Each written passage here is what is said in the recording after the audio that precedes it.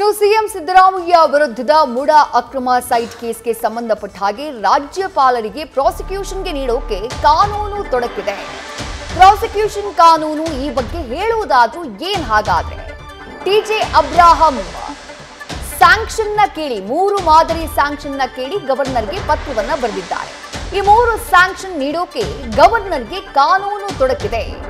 News first ನಿಮಗೆ ಈ ಕಾನೂನಿನ ಪಿನ್ ಟು ಪಿನ್ ಡೀಟೇಲ್ಸ್ ನ ನೀಡ್ತಾ ಹೋಗುತ್ತೆ. ಎಲ್ಲಿ ತೊಡಕಾಗ್ತಾ ಇದೆ ಪ್ರಾಸಿಕ್ಯೂಷನ್ಗೆ ನೀಡೋದಕ್ಕೆ, ಯಾಕೆ ಸಮಸ್ಯೆ ಆಗ್ತಾ ಇರೋದು, ಹಾಗಾದ್ರೆ ಕಾನೂನು ಏನ್ ಹೇಳುತ್ತೆ, ಇದೆಲ್ಲದರ ಬಗ್ಗೆ ಮಾಹಿತಿಯನ್ನ ನಾವು ನಿಮ್ಗೆ ನೀಡ್ತಾ ಹೋಗ್ತೀವಿ. ಸದ್ಯ ಈ ಮುಡಾ ಕೇಸ್ ರಾಜಕೀಯವಾಗಿ ದೊಡ್ಡ ಮಟ್ಟದಲ್ಲಿ ಸದ್ದು ಮಾಡ್ತಾ ಇದೆ. ಮತ್ತೊಂದು ಕಡೆ ರಾಜ್ಯಪಾಲ ಥಾವರ್ ಚಂದ್ ಗೆಹ್ಲೋಟ್ ಅವರನ್ನ ಭೇಟಿಯಾಗಿ ಈ ದೂರನ್ನ ಕೊಟ್ಟಿದ್ದಾರೆ ಟಿಜೆ ಅಬ್ರಾಹಂ ಅವರು. ಆ ದೂರನ್ನ ಆಧರಿಸಿ ಮುಖ್ಯಮಂತ್ರಿಗಳಿಗೆ ನೋಟಿಸ್ ಕೂಡ ನೀಡಲಾಗಿತ್ತು. ಅದಾದ ನಂತರ ನಿನ್ನೆ ನಡೆದಂತಹ ಬೆಳವಣಿಗೆಯನ್ನ ಎಲ್ಲರೂ ಕೂಡ ಗಮನಿಸಿದ್ದೀರಿ. ಮುಖ್ಯಮಂತ್ರಿಗಳು ಕೊಟ್ಟಂತಹ ಉತ್ತರ, ರಾಜ್ಯಪಾಲರ ವಿರುದ್ಧ ಮುಖ್ಯಮಂತ್ರಿಗಳು ವ್ಯಕ್ತಪಡಿಸಿದಂತಹ ಆಕ್ರೋಶ, ಸರ್ಕಾರದ ಸಚಿವರು ವ್ಯಕ್ತಪಡಿಸಿದಂತಹ ಆಕ್ರೋಶವನ್ನ ಗಮನಿಸಿದ್ರೆ. ಹಾಗಾದ್ರೆ ಕಾನೂನು ಏನ್ ಹೇಳುತ್ತೆ? ಪ್ರಾಸಿಕ್ಯೂಷನ್ಗೆ ಕೊಡೋದಕ್ಕೆ ಇರುವಂತಹ ತೊಡಕಾದ್ರೂ ಏನ್ ಹಾಗಾದ್ರೆ? ಈ ಬಗ್ಗೆ ಇನ್ ಡೀಟೇಲ್ ಆಗಿ ನಾವು ಮಾಹಿತಿಯನ್ನ ನೀಡ್ತಾ ಹೋಗ್ತೀವಿ. ಟಿಜೆ ಅಬ್ರಾಹಂ ಈ ಕೇಸ್ನಲ್ಲಿ ದೂರುದಾರರು, ರಾಜ್ಯಪಾಲರಿಗೆ ದೂರನ್ನ ಕೊಟ್ಟಿರುವಂತವರು ಇವರೇನೆ. 3 ಮಾದರಿಯ ಸ್ಯಾಂಕ್ಷನ್ ನ ಕೇಳಿ ಅವರು ಗವರ್ನರ್ಗೆ ಪತ್ರವನ್ನ ನೀಡಿರೋದು. ಈ 3 ಸ್ಯಾಂಕ್ಷನ್ ನ ನೀಡೋಕೆ ಗವರ್ನರ್ಗೆ ಕಾನೂನಿನ ತೊಡಕುಗಳಿದ್ದಾವೆ. ಹಾಗಾದ್ರೆ ಆ ಕಾನೂನಿನ ತೊಡಕುಗಳು ಯಾವುವು? ರಾಜ್ಯಪಾಲರಿಗೆ ಪ್ರಾಸಿಕ್ಯೂಷನ್ಗೆ ನೀಡೋದಕ್ಕೆ ಏನು ಸಮಸ್ಯೆ ಇದೆ, ಕಾನೂನಿನಲ್ಲಿ ಯಾವ ರೀತಿಯಾದಂತಹ ತೊಡಕಿದೆ, ಅದರ ಡೀಟೇಲ್ಸ್ ನ ನೀಡ್ತಾ ಹೋಗ್ತೀವಿ. ಹಾಗಾದ್ರೆ ಆ 3 ಮಾದರಿಯ ಸ್ಯಾಂಕ್ಷನ್ಗಳು ಏನ್ ಹೇಳುತ್ತವೆ? ಭಾರತೀಯ ನ್ಯಾಯ ಸುರಕ್ಷಾ ಸಂಹಿತೆ ಸದ್ಯ ಜಾರಿಯಲ್ಲಿರೋದು, ಅದರ ಸೆಕ್ಷನ್ ಏನ್ ಹೇಳುತ್ತೆ? ಮುಖ್ಯಮಂತ್ರಿಗಳಿಗೆ ರಾಜ್ಯಪಾಲರು ಪ್ರಾಸಿಕ್ಯೂಷನ್ಗೆ ನೀಡೋದಕ್ಕೆ ಇರುವಂತಹ ಸಮಸ್ಯೆಗಳು ಏನೇನು? ಬಿಎನ್ಎಸ್ಎಸ್ ಸೆಕ್ಷನ್ 218 ಏನ್ ಹೇಳುತ್ತೆ ಅಂತ ನೋಡೋಣ. ಭಾರತೀಯ ನಾಗರಿಕ ಸುರಕ್ಷಾ ಸಂಹಿತೆ 218ರ ಅಡಿಯಲ್ಲಿ ಮನವಿಯನ್ನ ಮಾಡಲಾಗಿದೆ. ಈ ಕೇಸ್ನಲ್ಲಿ ಬಿಎನ್ಎಸ್ಎಸ್ ಅಪ್ಲೈ ಆಗಲ್ಲ ಅಂತ ಹೇಳಲಾಗ್ತಾ ಇದೆ. ಏನು ಕಾರಣ ಏನು ಅಂತಂದ್ರೆ ಬಿಎನ್ಎಸ್ಎಸ್ ಜಾರಿಗೆ ಮುಂಚೆ ಆಗಿರುವಂತಹ ಕೇಸ್ ಇದು. ಡೀಟೇಲ್ಸ್ ನಮ್ಮ ಪ್ರತಿನಿಧಿ ವಿಷ್ಣು ಪ್ರಸಾದ್ ನೀಡ್ತಾ ಹೋಗ್ತಾರೆ. ವಿಷ್ಣು ಪ್ರಸಾದ್, ರಾಜ್ಯಪಾಲರಿಗೆ ಪ್ರಾಸಿಕ್ಯೂಷನ್ಗೆ ನೀಡೋದಕ್ಕೆ ಒಂದಿಷ್ಟು ಕಾನೂನು ತೊಡಕುಗಳಿದ್ದಾವೆ. ಹಾಗಾದ್ರೆ ಆ ಕಾನೂನು ತೊಡಕುಗಳು ಏನು, ಎಲ್ಲವನ್ನ ವಿವರಿಸಬಹುದಾ ವಿಷ್ಣು ಪ್ರಸಾದ್?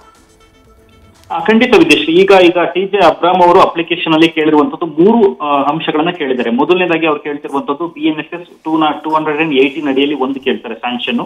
ಎರಡನೇದಾಗಿ ಪ್ರಿವೆನ್ಷನ್ ಆಫ್ ಕರಪ್ಷನ್ ಆಕ್ಟ್ ಅಲ್ಲಿ 17A ಅಲ್ಲಿ ಪರ್ಮಿಷನ್ ಕೇಳ್ತಾರೆ. ಜೊತೆಗೆ ಇನ್ನೊಂದು ಪ್ರಿವೆನ್ಷನ್ ಆಫ್ ಕರಪ್ಷನ್ ಆಕ್ಟ್ ಅಲ್ಲಿ ಸೆಕ್ಷನ್ 19 ಅಡಿಯಲ್ಲಿ ಇವಾಗ ಪರ್ಮಿಷನ್ ಕೇಳೋದಕ್ಕೆ ಅವರು ಮುಂದಾಗಿದ್ದಾರೆ.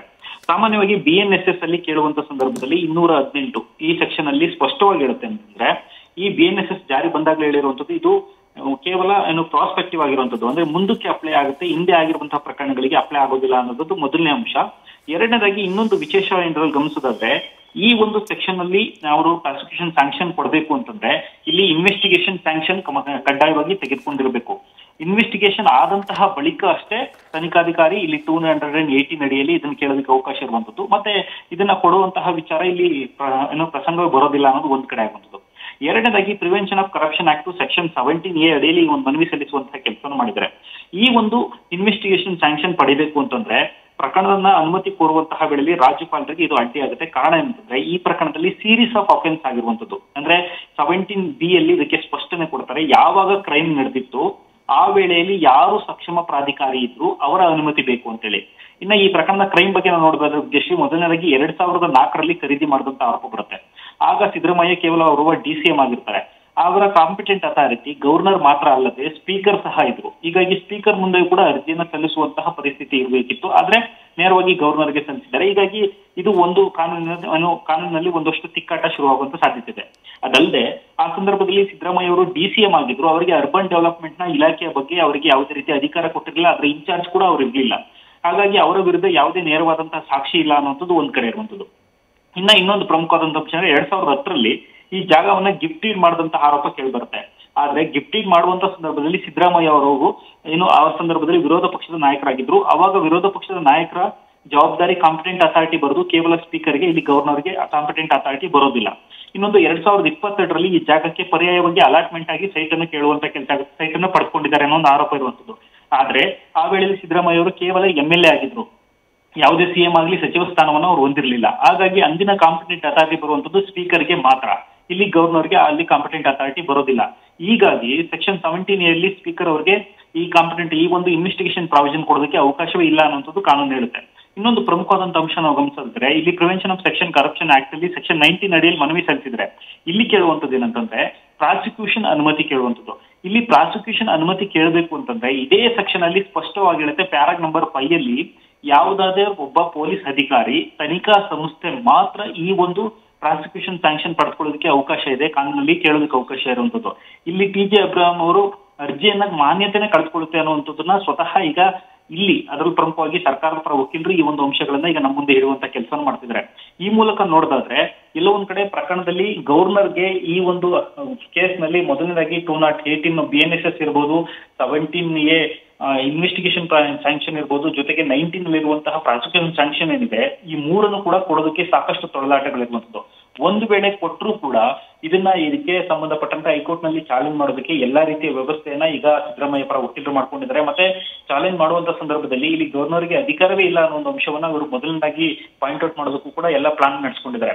ಆದ್ರೆ ಇಷ್ಟಕ್ಕೆ ಈ ಕೇಸಿನಿಂದ ಸಿದ್ದರಾಮಯ್ಯ ಅವರು ಬಚಾವ್ ಆಗ್ತಾರ ಅಂತ ನೋಡಿದ್ರೆ, ಒಂದು ವೇಳೆ ಈಗ ಪ್ರಾಸಿಕ್ಯೂಷನ್ ಸ್ಯಾಂಕ್ಷನ್ ಕೊಟ್ಟರು ಕೂಡ ಇದು ಮತ್ತೆ ಪುನಃ ಹೈಕೋರ್ಟ್ ಮುಂದೆ ಬರುತ್ತೆ. ಅಲ್ಲಿ ಹೈಕೋರ್ಟ್ ನಲ್ಲಿ ಸಿದ್ದರಾಮಯ್ಯ ಪರ ವಕೀಲರು ಚಾಲೆಂಜ್ ಮಾಡುವಂತ ಕೆಲಸವನ್ನು ಮಾಡ್ತಾರೆ. ಅಲ್ಲಿ ಹಿಯರಿಂಗ್ ಆಗ್ಬೇಕು. ಆ ಹಿಯರಿಂಗ್ ಸಂದರ್ಭದಲ್ಲಿ ಪ್ರಮುಖ ಅಂಶಗಳ ಸಂಬಂಧಪಟ್ಟಂತೆ ಇಲ್ಲಿ ಇನ್ನು ತನಿಖೆ ನಡೆಸಬೇಕಾಗುತ್ತೆ. ಮೊದಲನೇದು, ಇದು ಸಿದ್ದರಾಮಯ್ಯ ಅವರು ಈ ಹಿಂದೆ ಕೃತ್ಯ ಎಸಗುವಂತಹ ಸಂದರ್ಭದಲ್ಲಿ ಆದಂತಹ ಅಂಶಗಳನ್ನ ಪರಿಗಣಿಸಿ ಕೇಸನ್ನು ದಾಖಲಿಸಿಕೊಳ್ಳಲಾಗುತ್ತಾ, ಇಲ್ಲ ಸಿದ್ದರಾಮಯ್ಯ ಅವರು ಈಗಿರುವಂತಹ ಪರಿಸ್ಥಿತಿ ಇದ್ದಂತಹ ವೇಳೆಯಲ್ಲಿ, ಈಗ ಸಿಎಂ ಆಗಿದ್ದಂತಹ ವೇಳೆಯಲ್ಲಿ ಈಗ ಪ್ರಕರಣ ಬೆಳಕಿಗೆ ಬಂದಿದೆ ಅಂತೇಳಿ ಇಂದಿನ ಮಾನದಂಡಕ್ಕೆ ಪ್ರಕರಣವನ್ನ ದಾಖಲಿಸಿಕೊಳ್ತಾರ. ಈಗ ಅನೇಕ ಅಂಶಗಳ ಆಧಾರದ ಮೇರೆಗೆ ಇಲ್ಲಿ ನಿಂತ್ಕೊಳ್ಳುವಂಥದ್ದು. ಈ ಮೂಲಕ ನೋಡೋದಾದ್ರೆ ಎಲ್ಲೋ ಒಂದ್ ಕಡೆ ಸದ್ಯಕ್ಕೆ ಗವರ್ನರ್ ಅವರಿಗೆ ಈ ಒಂದು ವಿಚಾರಕ್ಕೆ ಸಂಬಂಧಪಟ್ಟಂತೆ ಸ್ಯಾಂಕ್ಷನ್ ಕೊಡೋದಕ್ಕೆ ಸಾಕಷ್ಟು ಕಾನೂನಿನಲ್ಲಿ ತೊಡಕುಗಳಂತೂ ಇರೋದು ಸ್ಪಷ್ಟವಾಗಿ ಮೇಲ್ನೋಟಕ್ಕೆ ಕಂಡು ಬರ್ತಿರುವಂತದ್ದು. ವಿಜಯಶ್ರೀ, ಥ್ಯಾಂಕ್ ಯು ವಿಷ್ಣು ಪ್ರಸಾದ್ ತಮ್ಮೆಲ್ಲ ಡೀಟೇಲ್ಸ್ಗೆ. ನ್ಯೂಸ್ ಫಸ್ಟ್ ನಿರ್ಭೀತಿಯಿಂದ ನಿಮ್ಮ ಪರವಾಗಿ.